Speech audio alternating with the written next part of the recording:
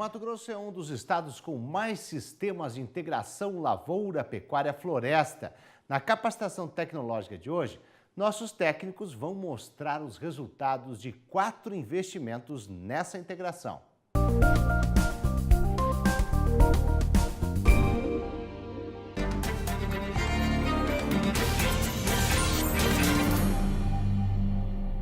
Olá, eu sou o pesquisador Flávio Jesus Vruck, da Embrapa Arroz e Feijão, locado na Embrapa Agro-Silvo Pastoril em Sinop. E hoje nós vamos abordar, dentro do tema Sistemas LPF no bioma Cerrado, vamos falar dos principais casos da integração lavoura, pecuária e floresta no bioma Cerrado, com destaque para o estado do Mato Grosso. Bom, dentro dessa aula nós vamos abordar 4 estudos de caso, 2 com a integração lavoura e pecuária, 1 com a integração pecuária e floresta e o último com a integração lavoura, pecuária e floresta, abordando alguns resultados agroeconômicos e também analisando a viabilidade econômica de cada sistema em diferentes situações. Antes da gente falar dos casos propriamente dito, é importante ressaltar que a nossa equipe de pesquisadores do grupo Integração Lavoura, Pecuária e Floresta, locada na Embrapa Agro-Silvo Pastoril em Sinop, ao longo desses 10 anos, vem trabalhando nas principais regiões produtoras do estado do Mato Grosso, como pode ser visto nesse slide. Então, nós definimos uma determinada região de relevância agroeconômica para o estado e, em parceria com técnicos locais, com proprietários, com secretarias municipais, com o governo do estado do Mato Grosso, com o sistema FAMATO, uma área que nós chamamos Unidade de Referência Tecnológica. E nessa unidade nós implantamos e conduzimos sistemas de integração lavoura, pecuária, florestas, que, num primeiro momento, seriam promissoras e indicados para cada uma dessas situações. Então, hoje no estado, nós temos 11 áreas dessas sendo conduzidas, né, já há algum tempo. Umas já há mais de 8 anos, outras recém-implantadas. E a nossa aula, nós vamos utilizar alguns desses resultados mais relevantes que vale a pena ser tratado aqui. O primeiro deles, o primeiro estudo de caso, vai ser a integração lavoura e pecuária na estratégia de rotação lavoura e pecuária, um trabalho desenvolvido no município de Santa Carmen, que fica no médio norte mato-grossense, na faixa de transição entre os biomas Cerrado e Amazônico. Essa área, uma área de 100 hectares, como pode ser vista no slide, foi dividida, está dentro da fazenda Dona Isabina, no município de Santa Carmen, né?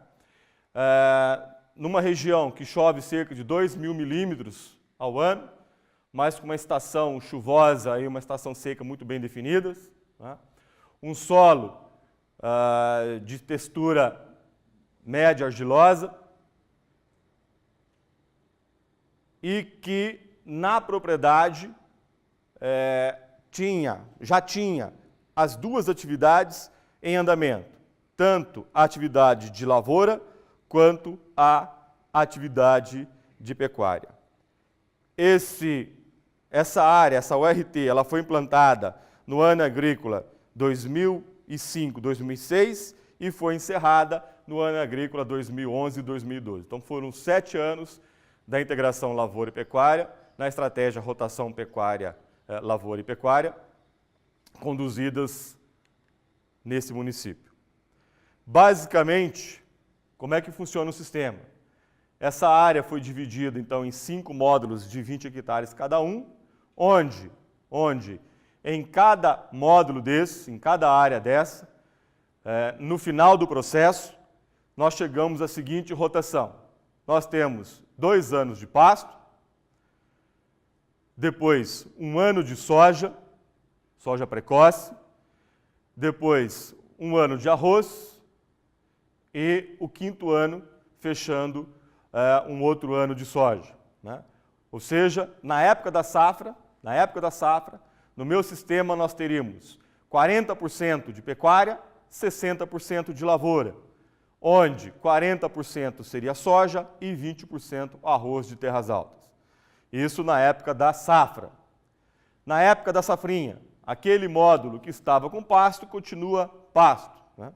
No módulo onde tinha arroz, onde tinha soja precoce de 1º ano, que posteriormente viria arroz no ano subsequente, na safrinha anterior, como o arroz é muito exigente com a palhada residual, ou trabalhamos com milheto, ou com crotalária, ou com nabo forrageiro, ou com calpi, com feijão calpi, mas todos consorciados com a braquiária rusiensis.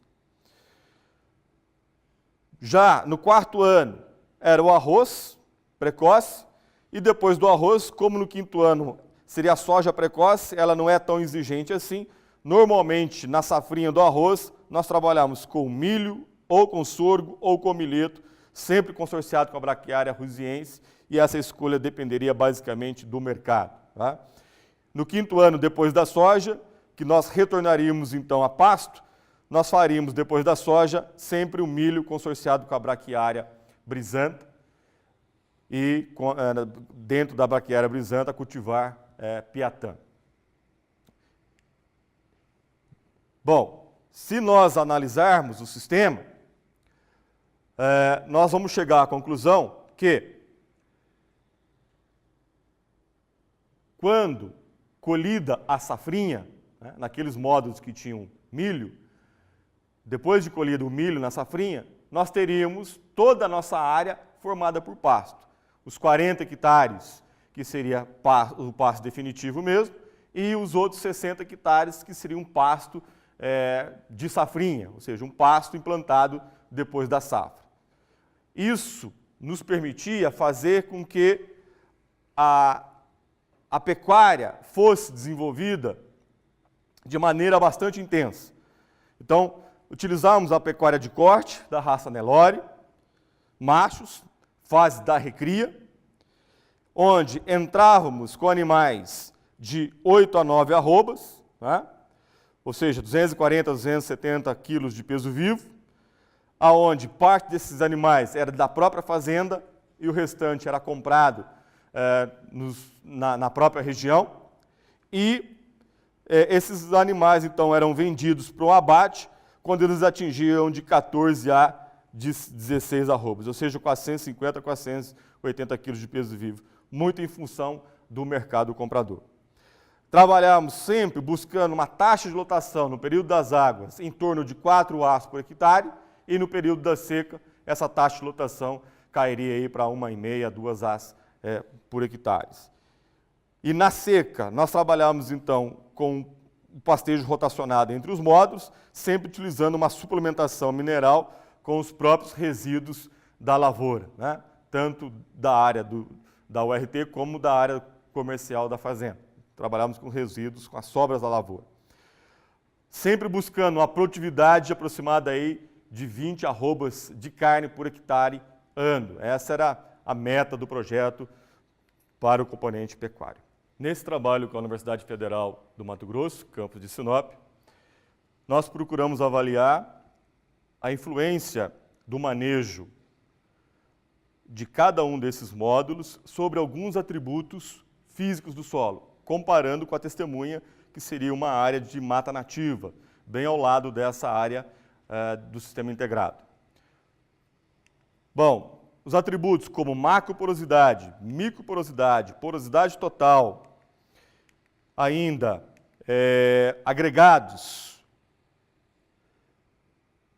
não diferiram da mata, ou seja, em alguns módulos que utilizou-se a integração lavoura-pecuária por 6 anos, esses atributos físicos não diferiram estatisticamente da mata nativa próxima a eles.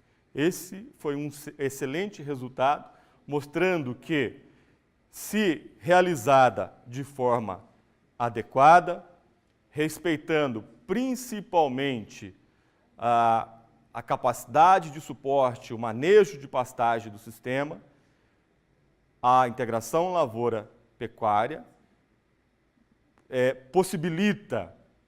possibilita melhorar os atributos físicos do solo e preservá-los, né? De forma que eles não se diferenciaram à testemunha que seria a nossa mata nativa. Bom, outra coisa bastante interessante que foi avaliado no sistema foi a questão do estoque de carbono. Foi uma parceria com a USP, onde parte de uma tese de doutorado foi desenvolvida nesse sistema. E a ideia foi a seguinte: nós comparamos dois módulos daqueles 5 da integração lavoura e pecuária, com uma área ao lado de lavoura tradicional, com uma pastagem tradicional em degradação e ainda com a mata nativa. E mensuramos o estoque de carbono no solo na profundidade de 0 a 30 centímetros. Então, o que nós observamos? Uma vez derrubada a mata nativa, ao longo de 13 anos de pastagem, houve um decréscimo de carbono do solo da ordem de 1,53 toneladas por hectare por ano. A mesma coisa aconteceu quando essa mata nativa foi derrubada e foi utilizada para a agricultura. Ao longo de 13 anos, houve um decréscimo desse carbono na ordem de 1,44 toneladas por hectare, um pouco menos em relação à pastagem. Bom, dessa área de agricultura, quando ela foi submetida a um sistema de integração lavoura e pecuária, uma dessas áreas, durante os primeiros 4 anos, o carbono dela começou a aumentar, numa ordem de 1,03 toneladas por hectare por ano. E, num outro módulo, aumentou 1,35 tonelada por hectare por ano. Ou seja,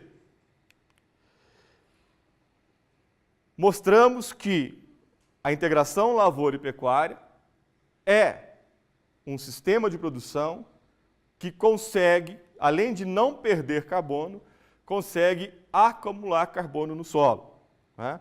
Podendo ser, no futuro, talvez uma nova receita para o produtor rural, né? Quem sabe no futuro ele começa a negociar carbono, é uma possibilidade. Quando comparado, então, à mata nativa, ela com 74 toneladas, a pastagem tradicional 54, a lavoura tradicional 56, um modo de integração 61,5 e o outro 62,8, quase 63. A pergunta que fica infelizmente, nós analisamos até os primeiros 4 anos. O que seria, o que ocorreu depois? Nós tivemos mais 3 anos de integração. Essa é a pergunta que ainda nós vamos descobrir. Esses solos foram armazenados, eles estão sendo analisados e vamos ver o que vai acontecer. A expectativa é que realmente o carbono continue a aumentar, mas não numa taxa tão grande como aconteceu nos primeiros 4 anos.